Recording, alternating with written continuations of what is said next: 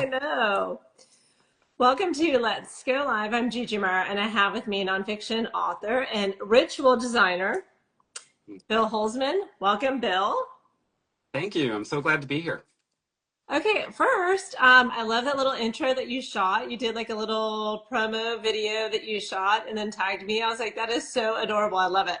Oh, thanks. It was a beautiful day. I thought, how am I going to put the word out to maybe get people to show up? And walking down, I was literally just walking down the street on the way to my bus, and I thought, this is perfect. Let's do it. So I know it is super authentic. Happy June, happy Pride. That was so happy June, happy Pride. What better way to start?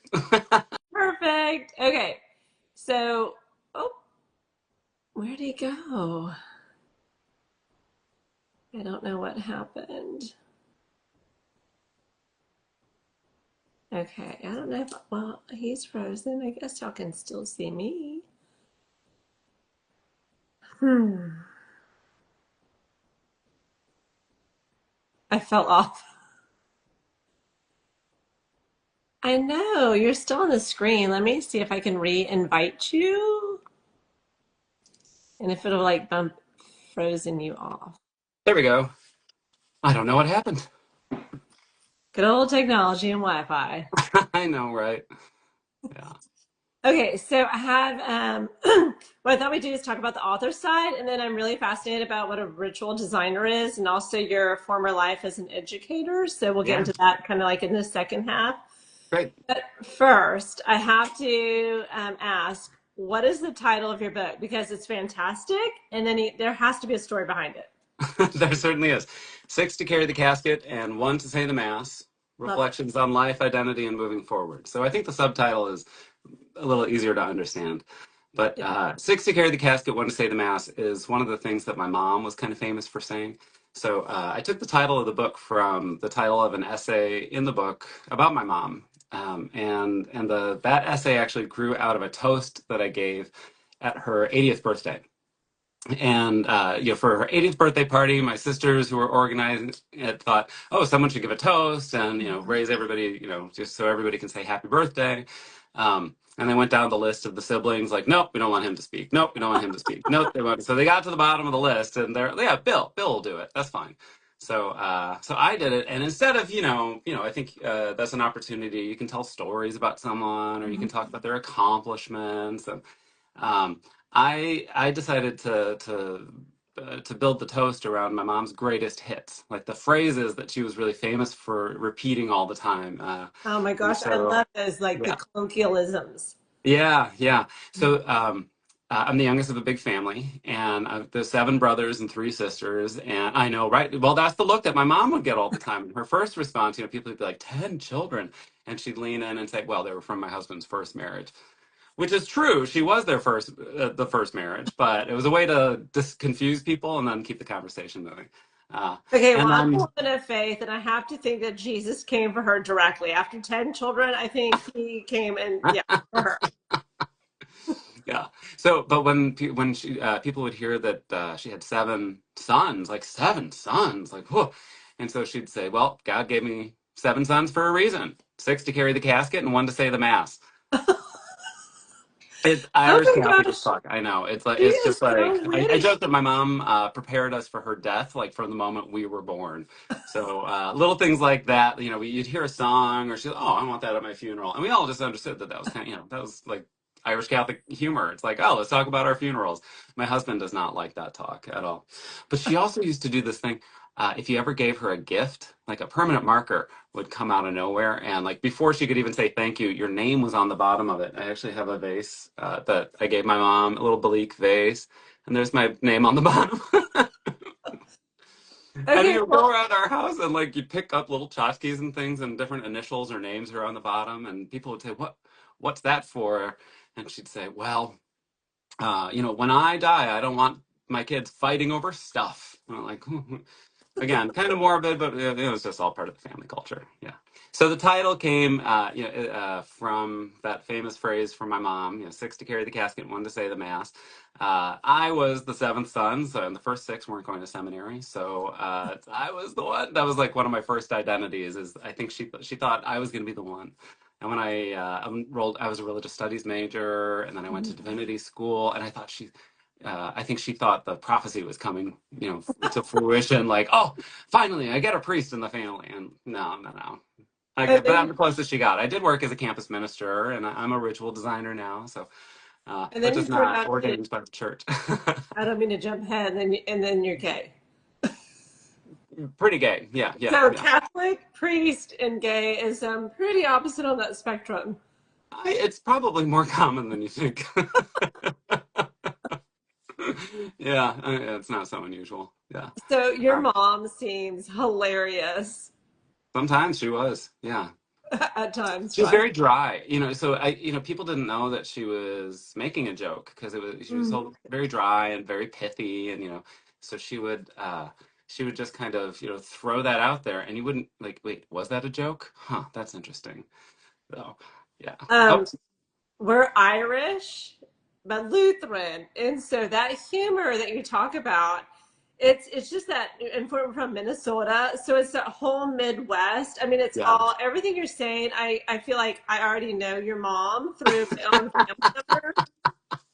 And I tend to do that too. Like you said your husband feels really uncomfortable talking about death, but I always tell the kids like, just line my coffin with that, or put that on my tombstone. Like they hear it all the time. And I have a book that says, "Oh F, I'm dead. Now what?" And it's my estate planning, like what songs and yeah. So I would That's appreciate great. that a Be lot. prepared. And it's good planning. Yeah. I actually designed my funeral a couple of months ago because I'm a ritual designer. And so, I was working on some other stuff, and I started thinking, what would my funeral look like? And then it snowballed, and all of a sudden I was doing that. I told my husband I was planning my funeral, and he looked at me like, oh, God, oh, like, why? Why? Yeah.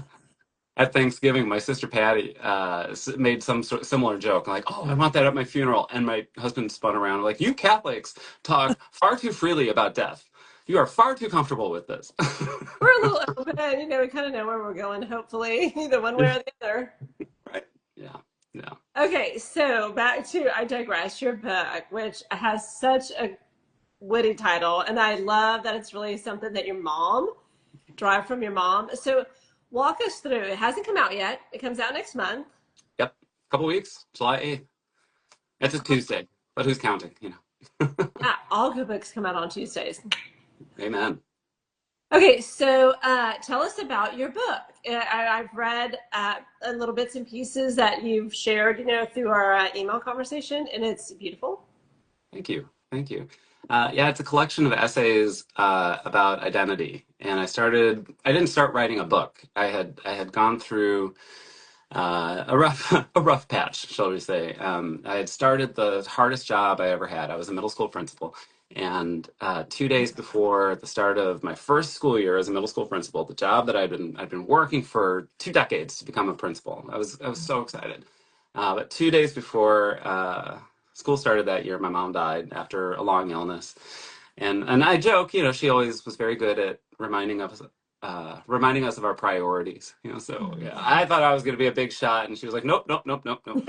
Um, Timing is everything. And Yeah. And then, and that was after a long illness, and she was ready. But, a year later, my sister died very suddenly. And then a few months after that, my dad died after a long illness. And so oh, Bill, I'm here so I am, sorry. the hardest job I'd ever had. And then people were dying all over, so it was a lot. And I broke, and I really burned out. And I stepped away from education, and I took a year off to do nothing. And I thought, okay, at the end of the year, I'll probably go back to life in schools. Yeah. But at the end of the year, I had tried to get healthy. I started doing a lot yoga, and so I was doing yoga every day, and I was doing some mindfulness work, and I was trying to be healthy and happy. I was sleeping for the first time in 2 decades. I had forgotten that I hadn't slept as a teacher. So yeah, so I burned out, and I wanted to figure out how I landed here. I was not running back to education, and so I needed to figure out what to do next.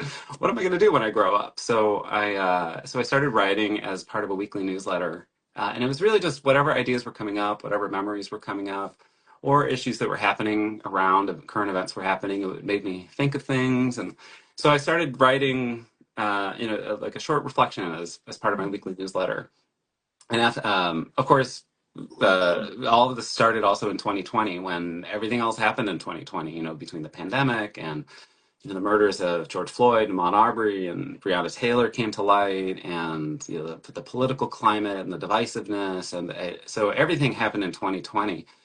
And as much as I was wondering how did I land here, I also was trying to figure out how did we all land here? Like what got us to this point? And so a lot of the writing, was kind of talking about my experiences, but I was looking for the big picture too. I was trying to make sense and find some meaning out of what was happening.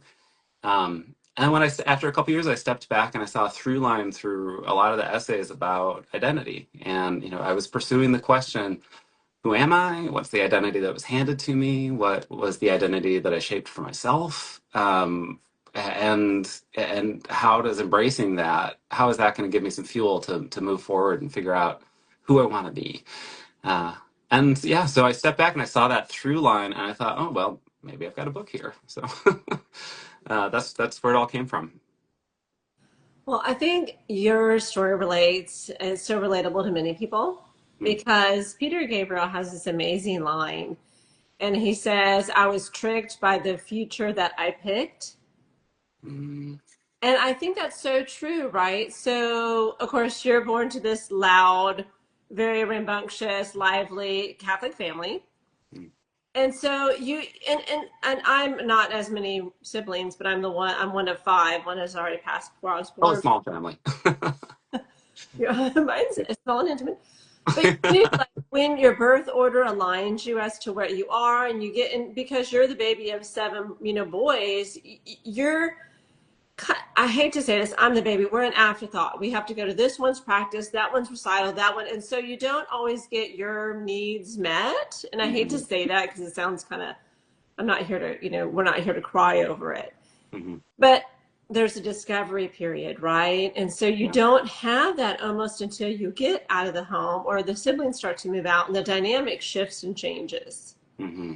Mm-hmm. So do you feel that you've really had like multiple lives or life changes? Like it's the one of when you go off to college, you said you went to seminary school, and who that version of Bill is.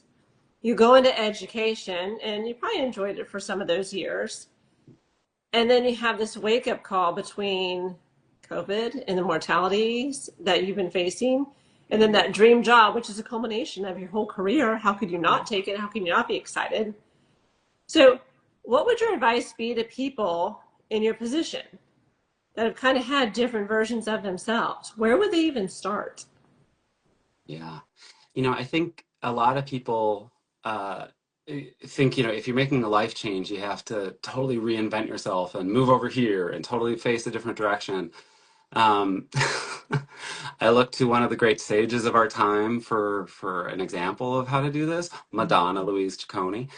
Madonna, like, she's known as the great reinventor, but she doesn't reinvent new personas. She describes it as peeling back a layer, so each persona that, Hmm. every couple of albums, she has sort of a new public persona, and the music shifts a little bit, and she's integrating and different sounds and collaborating with different people, and she's always got an ear to like what's going on in the world and what's resonating within her, and then she peels a layer back, and so I find great inspiration in her with that. Every change that I've made, I've never felt like I had to jump to a new track. I never felt like I had wasted time, in that part of the world, or in that part of, in that kind of career. Mhm. Um, like instead, it felt like more peeling back, and looking within for what was resonating. And when something wasn't serving me, or when I felt I couldn't serve a job well or a community well, I thought, oh, okay, well, it's time to do something different. And I listened to where I needed to be. Uh, so I think that if I've learned anything from Madonna and from my own experiences along this line, I think it's listening really closely and honoring those instincts. For those instincts that are within, saying like, oh, this isn't serving us. We're on the wrong track. I think too often I ignored that, at certain points in my Mhm. life, and those were times that I got into a rut, or I couldn't get out of a relationship, or I wasn't listening closely enough to those instincts, and I wasn't I wasn't, um, I'm not, I'm a very cautious person. I'm a Virgo, right? So I'm not one to jump and change and do dramatic swings, but I've made some very dramatic changes, but it didn't feel dramatic, right? Because it felt really natural and organic. It felt like, oh yeah, this is all right. This is where I'm going next. Cool. Let's see what this looks like. Um, I think if I was much more attached, to previous jobs or previous cities, I think that would be a lot harder to pick up and go. But every time I've made a move, I've learned something new about myself, or I've challenged myself in a different way. So I have no regrets along those lines.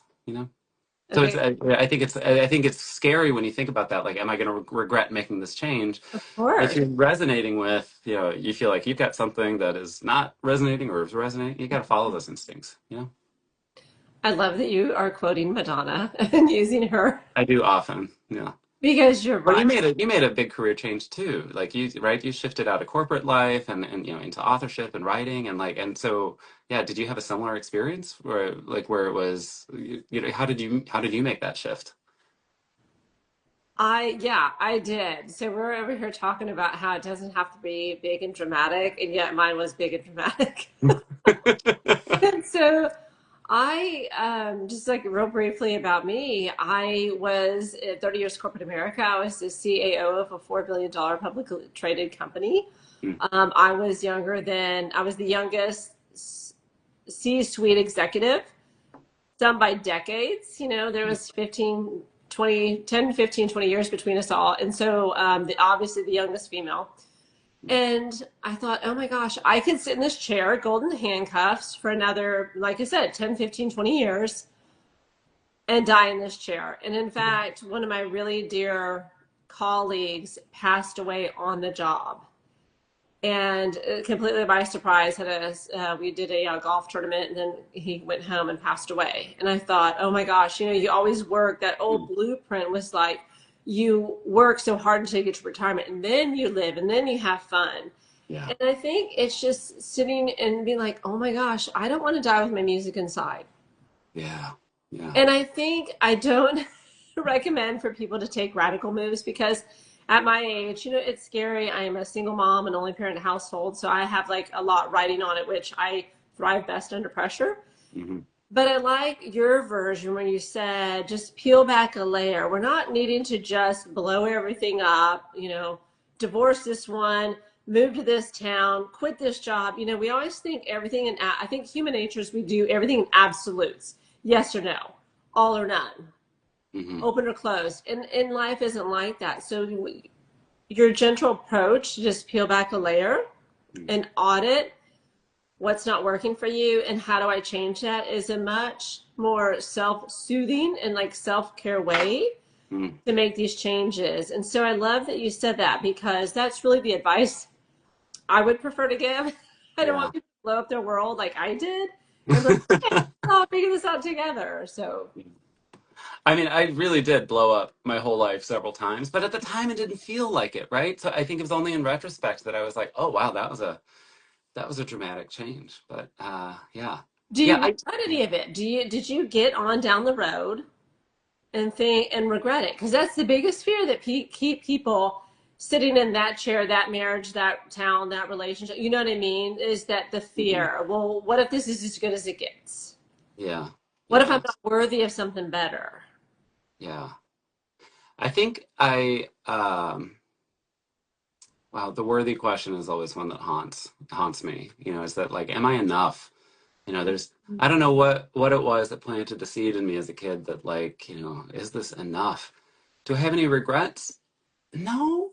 Um, I look back, I wish I could have made different choices, Mhm. but I don't regret the chain of events that came from, bad choices that I made. I was with my ex for probably twice as long as we should have been together, and it took a long time to figure out like, oh, we're not bringing out our best Yeah. from each, we're not bringing each other's best out. It took a long time to be able to see that. So I look back and I'm like, well, yeah, I would love to get a few years back of of my 20s, but on the other hand, it landed me with it set me up with a much clearer picture of what I wanted in the world, what I wanted in my personal life, what I wanted to, how I wanted to build a home, Mhm. but I'm also an optimist. I am a radical optimist. I think if I was a little bit more cynical, I could really cry about, oh, why did I do that? Oh, why did I take this job? Oh, why did I, even like the picking up and uprooting to the West Coast. I had a couple of friends, a couple of colleagues who questioned and challenged me on it. Like, are you sure you want to do this? You don't know anybody in Tacoma. What are you doing, picking up and moving all the way out there? Mhm. Nobody knew that everybody in my family was going to start dying, as soon as I moved to the West Coast. I certainly couldn't have prepared for that. If I was a little more cynical, maybe I would say I regret the timing of that. But at the same Mhm. time, I couldn't have landed where I am. I like the chain of events that came out of that decision. So, in the Marvel universe of my life, yeah, there were lots of different possibilities that we could have gone down that road. Yeah. But like the Marvel universe tries to tell us, like any choice we make can lead to meaningful and beautiful things, or powerful and destructive things. It's what we do with our choices, and it's when I finally prioritized my own happiness and wellness, and I finally prioritized a personal life over a professional life. That opened so much, but something had to build, some pressure had to lead me to that point to make that decision. You know, I could very well still be in Boston, be working at my first school, still in the same job. 20 years later, I don't think I would have been nearly as happy. In that set of choices. Yeah. Well, I love that you said I prioritize myself because I know that in society, if we prioritize ourselves, people view it as selfish or how dare you, or you're not putting the family or if you have children, you're not putting the children ahead of you, your spouse ahead of you, your brothers and sisters. And so I think loving yourself first makes for a healthier version and the best version. Hmm. Did you have any conflict with that you could offer people as advice, how to deal with that? Because I know that is as same as we have with worth and fear. I think that's another one is I don't deserve it or I'm being selfish. Mm. Say, obviously put your Yeah. mask on first, but we don't do that in life. We don't live our lives that way. Yeah. What's coming up for me is actually my life as a teacher. I worked in Catholic schools. I'm a gay man who worked in Catholic schools. I was a campus minister. They had a gay campus minister. It was a very inclusive, very wonderful, wonderful community. Great school. Um, and I was like the face of the church for my students. I was the campus minister. I loved being on retreats and in liturgies with them.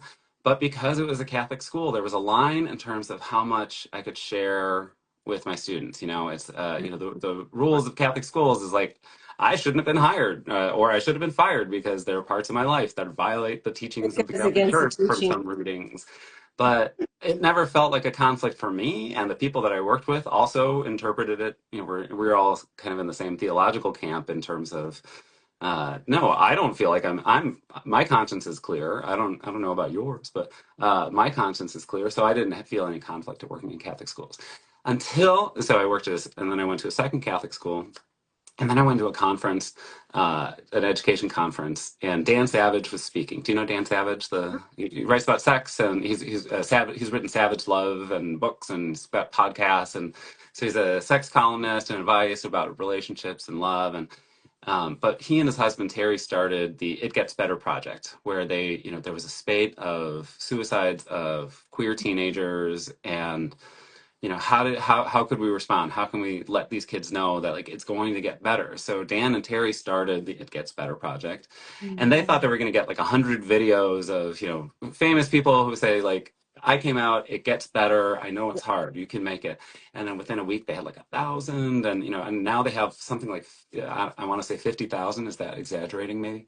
But the President Obama submitted a video as an ally to say, the president of the United States sent a message to queer kids who are frightened and afraid.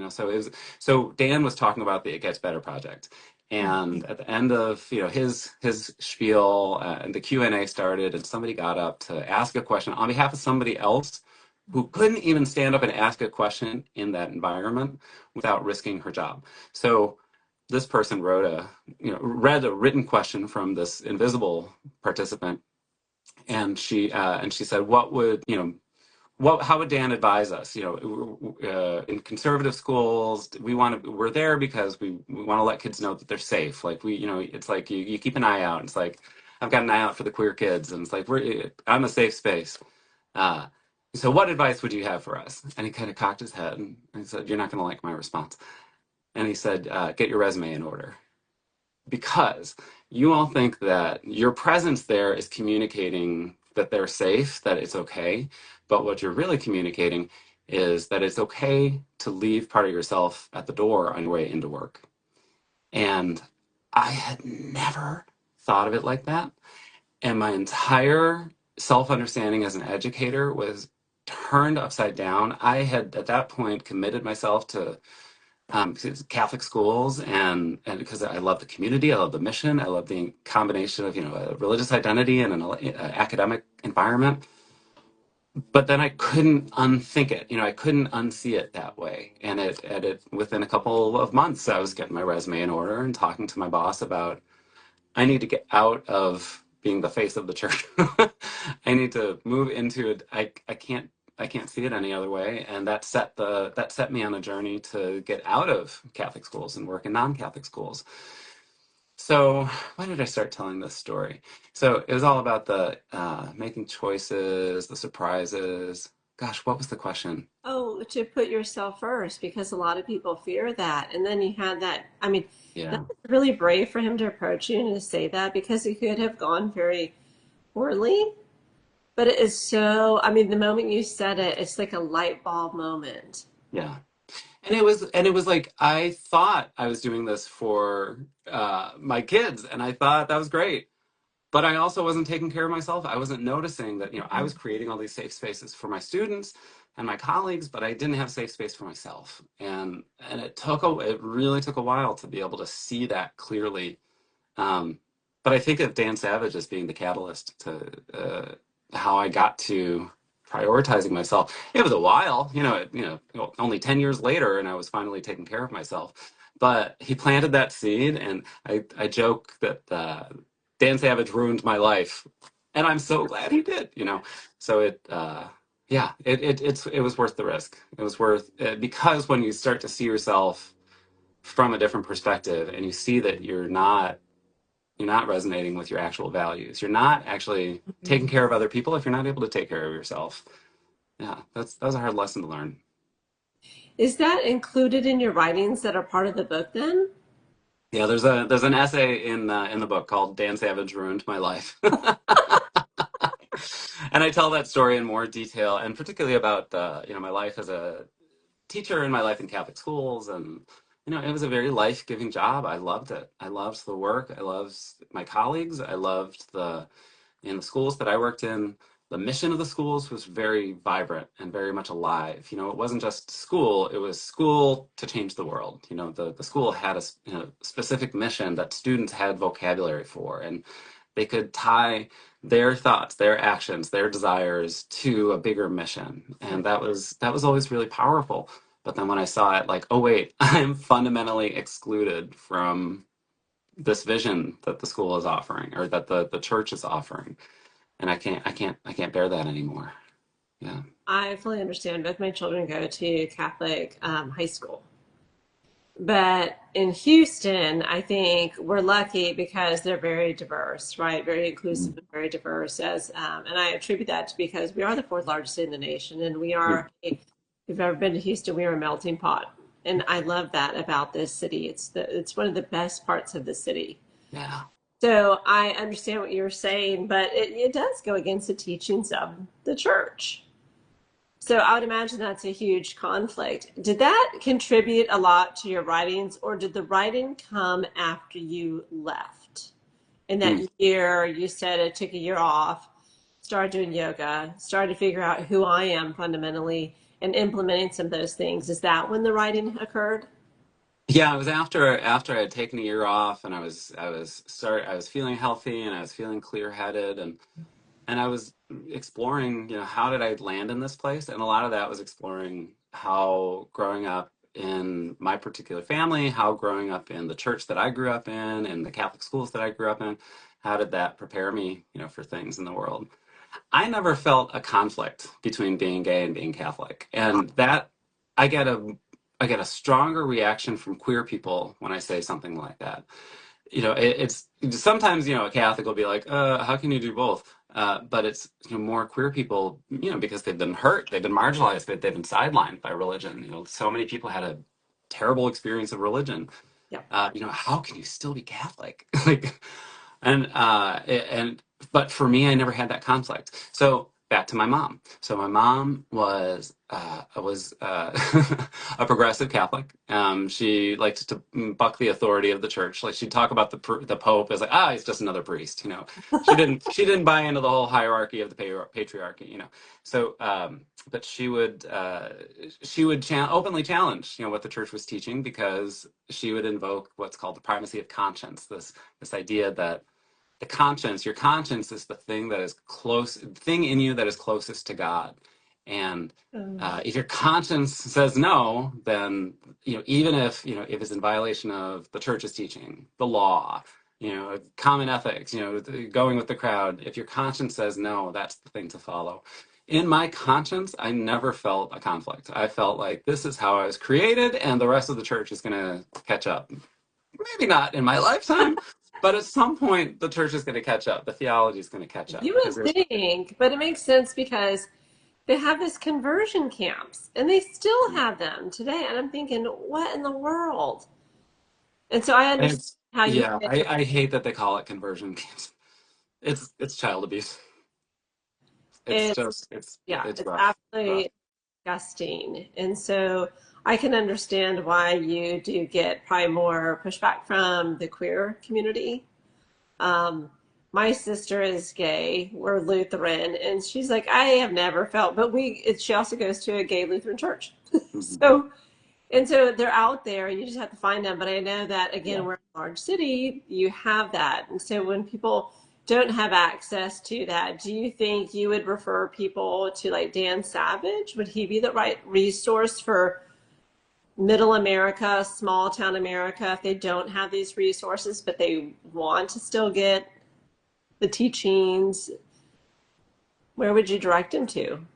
For the teachings of the church, not Dan Savage. He's very much opposed to. He grew up Catholic.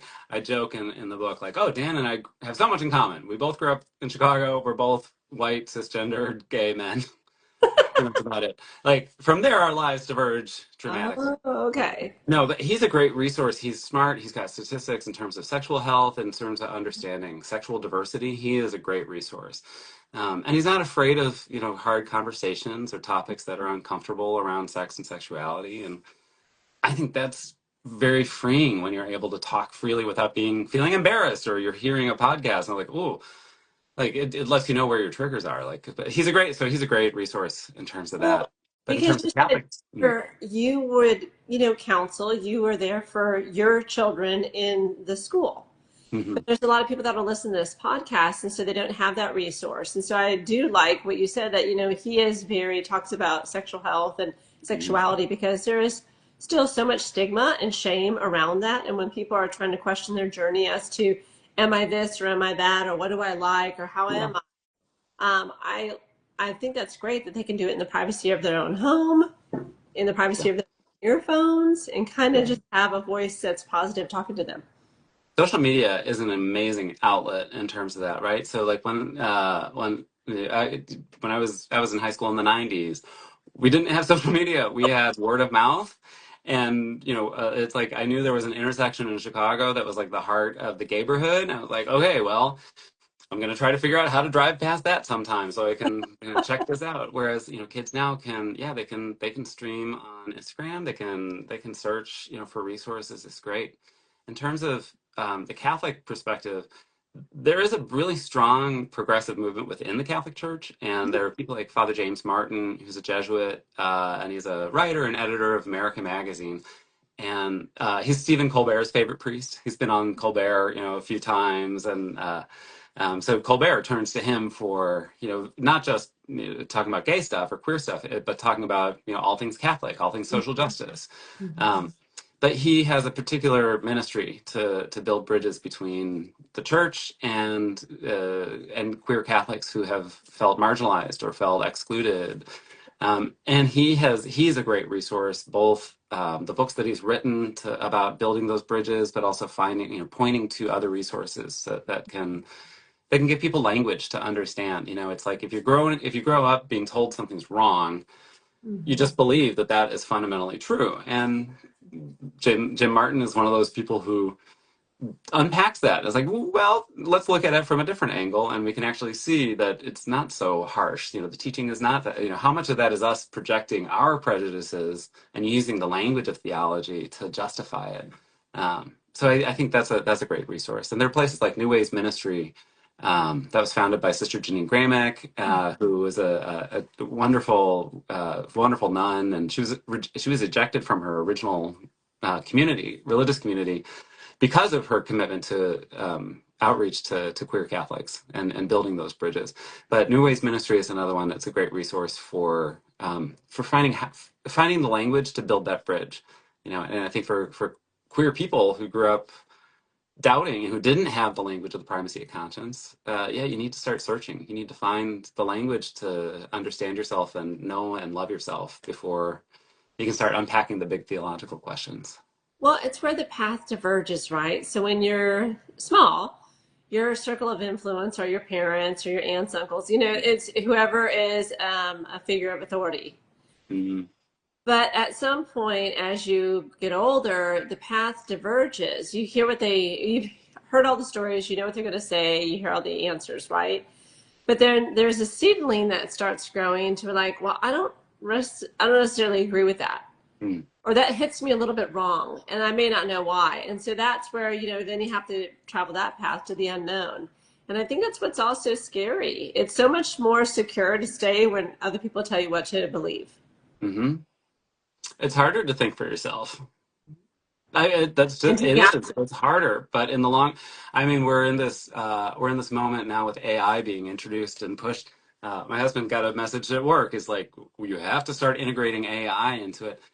And like, as a former teacher, it worries me, because it's like, why are we handing over fundamental communication skills to AI? It's like, that's great. It can make us more efficient, but is our ability to communicate going to atrophy, because of it? And I feel like it's a similar impasse. It's like you have to make choices what are you retaining, what are you upholding, and what are you able to let go?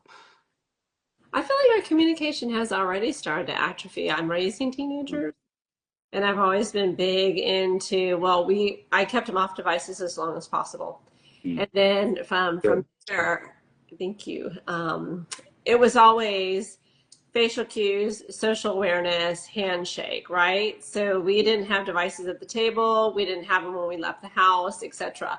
But there's so many that kids around them that they don't come up, shake your hand, hi, I'm so and so. Yeah. And they don't know how the essence of grace of small talk. hmm And so I feel like we've already atrophied a little bit. Yeah, yeah. We I was talking to my sister about this earlier today. We were talking about our nibblings and the next generation. How Nibbling. nibbling is a gender inclusive term for like nephews and nieces. So it's I love so that. so we were talking about the nibblings, and we grew up with very clear expectations. If we ever received a gift from someone, pull out the note card, and your mom had the language of how to write a thank you note and address it and mail it. Whereas now.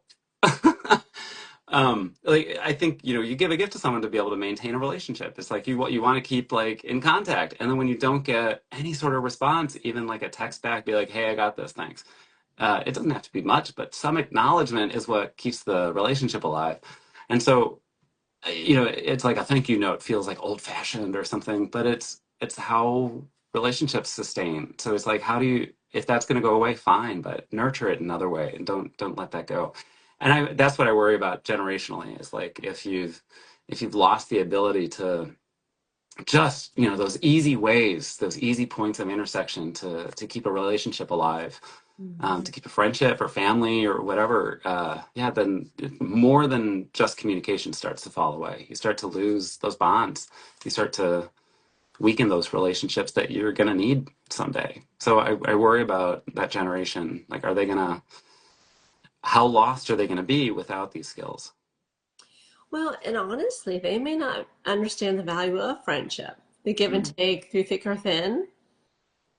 because they don't have that. The first Yeah. chance that something bad happens, everybody jumps ship. It's the whole ghosting or leaving you on red. I feel like that exists. And so they don't necessarily know how to be a good friend, Mhm. nor understand the value of being a good friend or a Yeah. good sibling or nibbling.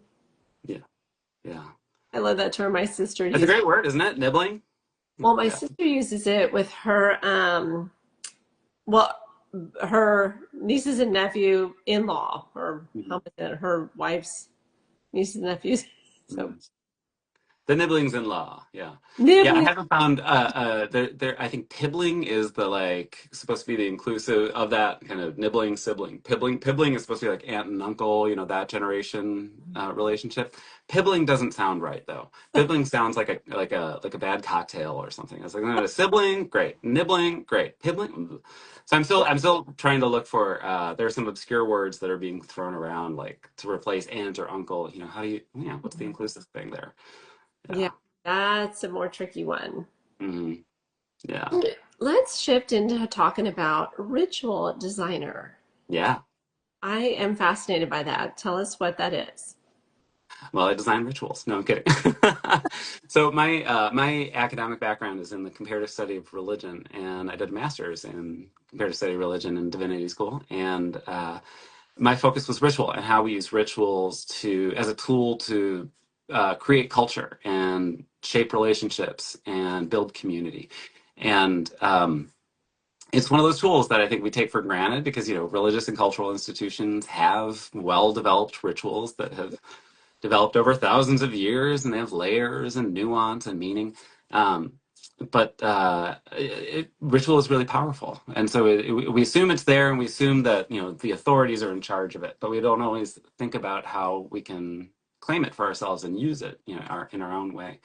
Um, when I was teaching and when I was a campus minister, some friends were getting married and they knew my background and they had a problem. They were Catholic, they grew up Catholic, but they were not practicing Catholic, but their families expected a Catholic wedding and it created this whole conflict in the family. And so my friend reached out and said, "Can you help us?" I said, "Yes, I speak Catholic. I speak marriage ritual. Like, I can do this. Like, great." So we developed a ceremony that felt like it counted to her family, but it felt authentic to her and her now husband. And so that was the first one. And then, I had other friends who wanted to do something interfaith or intercultural, or they just wanted to do something original. So I did, 10 or I think 9 or 10 weddings for friends, just out of that. And that was just, I can do this. That's easy for me, especially as a teacher, as a campus minister. That's easy. That's easy for me. Um, when I left education and I took a year off and then I started a consulting practice. I call that my spaghetti against the wall era. I was just trying to figure out what was going to stick. So I was doing some projects with schools. I was doing some other facilitating, but it was the ritual work that really was fun and energizing for me. And so I started advertising more and started working with more and more couples. And so most of my work is on weddings, and so I work with couples who don't have a tradition to draw on, and they don't want to, religious or cultural tradition. They're excluded from it, or they just don't want to. That's not part of their lives. But they also don't want to just go to the justice of the peace. And for the people who are in the middle, it's like you can download a ceremony from the internet and ask your friend to officiate, and that's a whole series of unknowns. So I saw this window of like, oh wait, no, I would love to work in that space. People who want a meaningful experience, who want to maybe not just go with the flow and just recreate what they found on Pinterest for their wedding. So I love working with couples to that. So most of my work is in ritual design is around wedding ceremonies, and I officiate. I also coach officiants. So if you're getting married and you invite a friend or a family member who's never officiated before, but if you invite them to serve that role, that's a terrible burden to put on somebody who doesn't know what they're doing. And so I love to work with, the first time officiants too, to let them know, here is your role. Like, you're not doing stand up, you're not the center of attention, you're facilitating a moment. So let's figure out like what's your language to facilitate the moment and create this experience for the couple. And I also think of, when you do an original design, or a ceremony design like this, you have the opportunity This is going to sound really dramatic. You have the opportunity to change the world, because when people are, people are at your wedding, they are paying attention. They're there because they love you, or at least like you enough to show up, and they are paying attention. And everybody's looking for, everybody's waiting for the tears, the jokes, or the beautiful moment, right? So you've got everyone paying attention. You've got an opportunity to create your ideal world and build a new community around you and let everybody know what's important to you. And they're going to look at this wedding and think, oh, I've never been to a wedding like this. And they go and they bring that out. It's that ripple effect of, how do we change these institutions that are not serving us anymore, or that are sexist, or that are heteronormative, or that are racist or classist, whatever the things that aren't resonating with the values of the people at the center of the ritual. It's worth reframing or doing some, understanding where those practices came from. So I work with couples, and I do a lot of research around the origins of these practices, so that anybody can consider, is this really right for me? I want my father to accompany me down the aisle. Well, let's look at the history of that. When did that start? What does that represent? Does that actually jive with, what you believe today? And if it doesn't, let's reframe it or think of a different way to do it. So that's ritual design for me. Okay, you lit up when you were talking about it. So obviously it's very something that you love, but it sounds very inspirational also. I will say it. Sometimes I'm surprised at the reactions that I get from couples that like, wow, we didn't know this was an option. We didn't know we had a choice in how this moment went. And I find that powerful every time. I forget, I'm a little spoiled by like, oh, I've got all this creative, I can do whatever kind of wedding I want when, a couple hires me, or Yeah. what they want, we can create anything we want. Not everybody has that freedom. Not everybody has that sense of like, oh, the boundaries are much wider than I thought they were. Well, and it takes a creative person, right? You may have like a A type who's just a numbers person. That's kind of like, my background. And so to flip the switch and to have the world be your oyster, you're like, I don't even know how to think that way. I don't even Yeah. know like, what is 1 through 10 alphabetical order of what you mean. Yeah. Yeah. Yeah, What no, is, it's a very and I will say, after a couple of years of doing that, I would describe my work to people, and they'd be like, oh, that sounds great.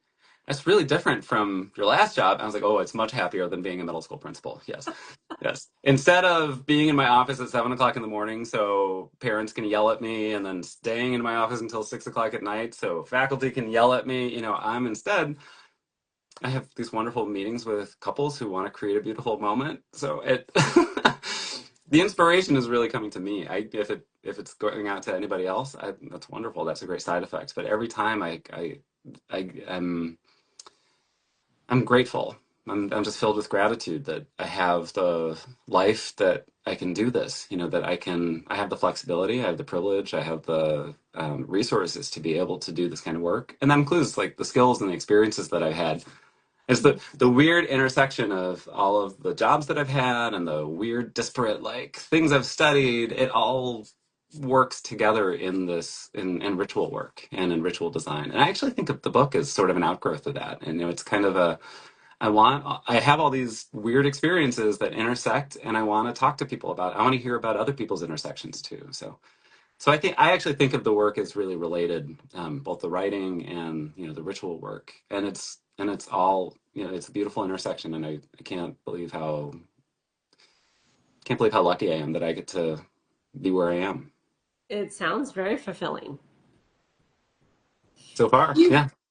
do you have another book in you, do you think? Now that we'll be releasing this one in July, do you think you'll go through it again? Well, I am a Virgo, so I do love making a plan and lists. So I do have a couple of plans. I'm hoping to put together a book about weddings. Not an event planning guide. A lot of you go to the bookstore, and the wedding section it's event planning. It's not really like rethinking what is a wedding.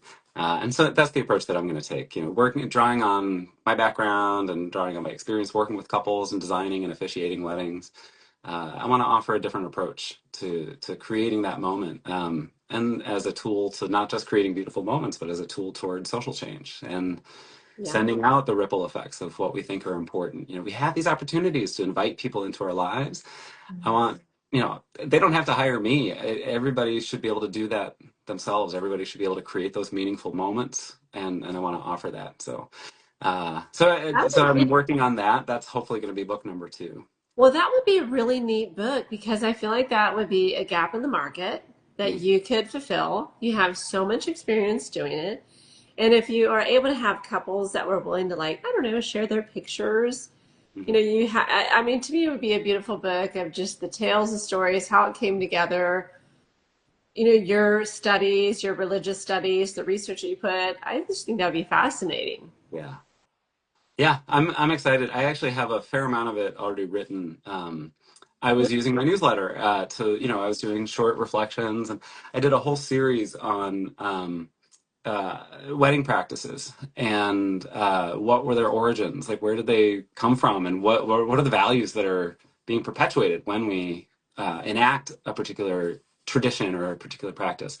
So I did a whole series of it in my newsletter. I think I did 5 or 6 weeks of that, and that's hopefully going to be a big chunk of the book because that's also it's giving people the resources to find like where did this originate. Mhm.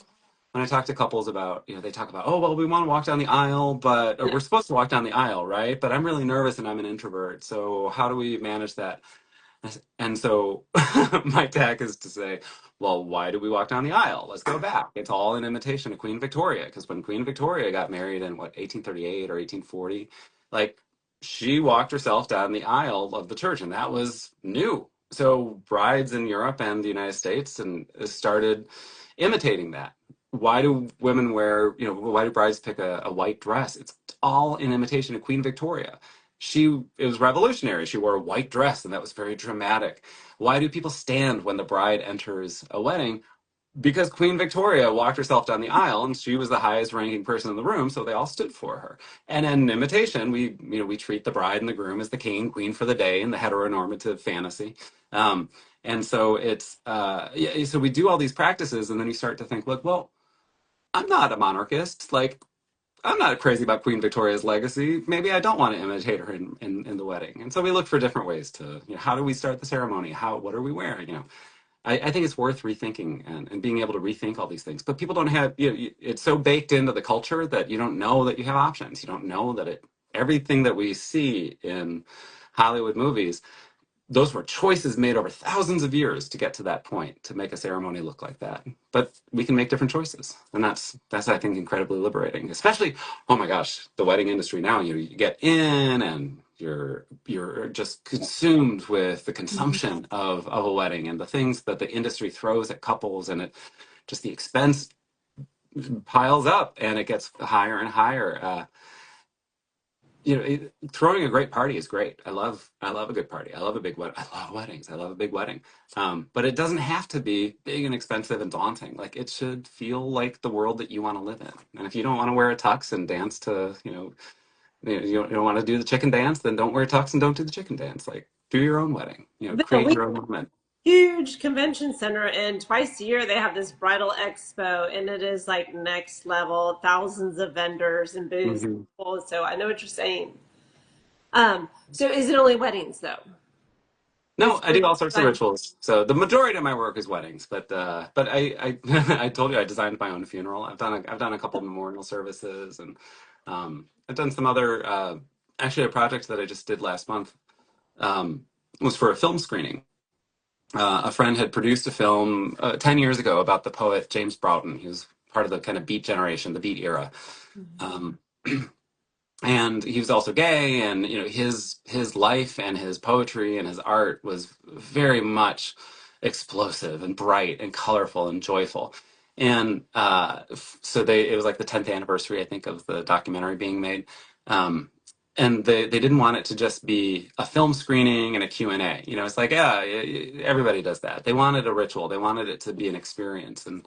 And the poet was famous for the idea of big joy. He talked about big joy. There's a big joy inside of us that, and we tap into it. And so what is our big joy? So we wanted people to identify what is the big joy inside of them, that watching this movie, talking to people around them, what experiences can help them see like what's the big joy inside them and how do we want to bring that out into the world. So we kind of ritualized the film screening. So there was a little pre-part and a little after part, and we integrated a couple of performances of his poetry, and some through music, some spoken word. And it was not just a celebration of the poet and the film, which is beautiful, but it was also a celebration of queer identity, and it was right at the start of Pride Month, so people brought that layer in with them for it. So it was, yeah. So I think you can, if ritual and ritual design comes in handy when you're looking for how do we create that moment? Like, what is it that we're trying? What transformation are we seeking? And how do we creatively approach that? And that can be for a wedding or a funeral or a film screening or any moment, any occasion you want to mark. Okay, so I have to ask, you live with such intentionality. You have the rituals. I imagine your brain is always on, always trying to revise. How do you live your daily life then? Like, if everything is so big and beautiful and all possibilities, how can people translate that down and have that experience and that feeling every single day through the mundane, through the 7 o'clock in an office, maybe not, as an educator, but how do people distill that down? For me, I told you I prioritized myself, and some of the things that came, along with that is that I've given up the pursuit of perfection. I'm not interested in building the perfect ritual design business. I'm also not interested in profit. I'm not interested in monetizing everything that I do. And I think that could be really overwhelming if I spend a lot of time, I want to market this. I want to be all over the place. I have my goals to say, I'm just not that guy. I'm just not that guy. Um, I'm doing it for me. I'm doing it because I feel confident. These are skills that I can do. And these are the moments that I want. And I'm so much happier not chasing after the bigger thrills, or not chasing after the bigger paycheck, or not chasing, I look back at my life in schools and I was very intentional about my work, but I had my eye on that job, down at the end of the line. I wanted to be I wanted to be a principal, a division head. I wanted to be a head of school. Mhm. I thought I saw myself on that. So there was always that little bit of ambition that was driving me there. I think if I have any advice in this, it's paying attention to how much ambition is driving you and how much you're driving you. Does that make sense? It can be really easy to get caught up in ambition and think, oh no, these are just goals. Oh, this is just I want to be purposeful or meaningful with my life. Um, Once I stopped pursuing perfection and profit and expansion, then it was a lot easier to be happy with my work. I love that. Well, I think hustle culture, Hmm. what they always call it, but it leads to burnout. And then burnout Yeah. leads to depression because that's Yeah. all you ever known. And so when that's not working out or it's not bringing the fulfillment that you thought it would, Yeah. that's where people really struggle. Yeah. And we don't have, in the US, we don't have the safety nets for people to be able to explore, and try things out. I'm able to do this because my husband has really good health insurance through his work. Now, Bill, is that not true? everybody has that flexibility. And I don't say like, oh, anybody can do this. No, anybody can't do this. But you can identify like what are the things that you can do, what is really important. Pursuing the paycheck was ultimately not important for me. That's going to be important for other people. I totally get that. But, we're all going to derive happiness in a different way. It's just about finding the space, and how do we help each other? That's what, I'm baffled when people are so angry that other people are having nice things. It's like, why is it so hard to make other people's lives a little easier? Yeah. Why is that such a bad thing? Why is that a tragedy? There's great joy when I recognize like I off that track, I'm happy, and if I'm happy, I can make other people's lives a little bit better, Yeah. and that's Kindness is all worth it. free. I mean, Yeah, kindness is free. It costs you nothing. yeah, It's such a um, we don't find that virtue often anymore. I think it's one of the things that is going away. yeah. It has been a delight to get to know you. And so I have two questions. One, where can everybody find your book? And if you'll tell us the title, where to buy it, and then also where they can find out more about you or Yeah, hire you for a ritual design. absolutely. Well, it's all in one place. BillHulseman.com, BillHulseman.com, has all of my information about my ritual design work, and it's also got a page about the book. The page on the book to order 6 to carry the casket and 1 to say the mass, reflections on life, identity, and moving forward. There are links to pre-order the book on Allstora, Pathway, Barnes& and Noble, Amazon. I also am encouraging people to go ask at their local bookstore if there's an independent or local bookstore that they like or they've never had a chance to go into. Well, walk in and ask if they can pull up my book. So all the information about the book can be found on my website. And I'm also keeping my social media, Instagram and Facebook, updated through Bill Hulseman Rituals. And I'd love to hear people's feedback. I'd love to hear, I don't need praise and I don't need, I don't need that, but I'd love to hear like, what are the experiences that people are thinking about? If I've prompted some reflection into your life, what's coming up for you? And I've talked about myself plenty in this book and, in our conversation, but now I really want to hear I want to have those conversations with others.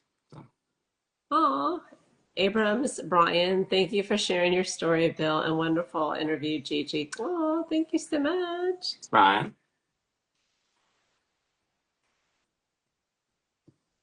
Oh, did we freeze? Oh, there we are. Okay. It came up. I did that little, like, if you do this, watch. I wouldn't do it. It'll do Oh. fireworks. Okay, it's like foolish. Anyway, my last question. If you Mhm. could wave a wand, where would you be in 1 year? If I could wave a wand, In any, where would I be in? Oh, that is such an open question. I like it's a that. good one.